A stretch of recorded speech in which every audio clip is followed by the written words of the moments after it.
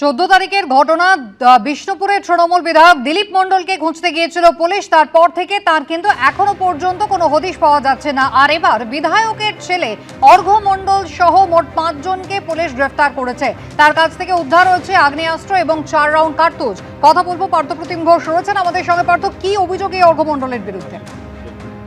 দেখো, অভিক মন্ডল ওরফে অর্ঘ্য মন্ডল, দিলীপ মন্ডল অর্থাৎ বিষ্ণুপুরের তৃণমূল বিধায়কের ছেলে কিন্তু পাকড়াও হয়েছে। এবং তুমি জানো যে গত কয়েকদিন আগে 14 তারিখ নাগাদ সেখানে হচ্ছে দিলীপ মন্ডলের বাড়িতে পুলিশের একটা তল্লাশি অভিযান হয়।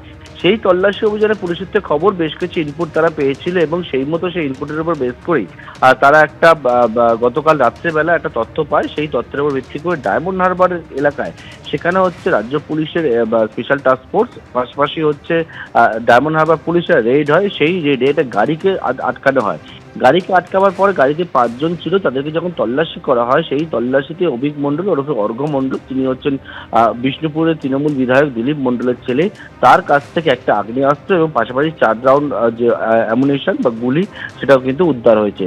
এবং তাদের বিরুদ্ধে হচ্ছে অস্ত্র আইনে মামলা রুজু হয়েছে এবং 5 জনকে পুলিশ গ্রেপ্তার করেছে এবং তাদেরকে আজকে আদালতে পেশ করবে।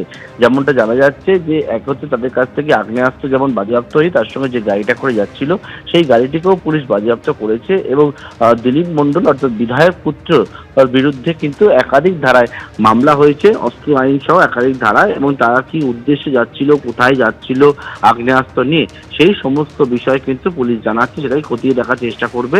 এখন অভিযুক্তদেরকে গ্রেপ্তার করা হয়েছে, তাদেরকে কাস্টাডিতে পেয়ে আরো বিস্তারিত তথ্য সংগ্রহের চেষ্টা করবেন তদন্তকারী আধিকারিকরা। ইতিমধ্যে ডায়মন্ড হারবার থানায় কিন্তু দিলীপ মণ্ডল অর্থাৎ বিধায়ক পুত্রের বিরুদ্ধে মামলা হয়েছে এবং বিধায়ক পুত্র সহ 5 জনকে আজকে আদালতে পেশ করে নিজেদের কাস্টাডিতে চাইবেন তদন্তকারী আধিকারিকরা। পার্থ, ধন্যবাদ।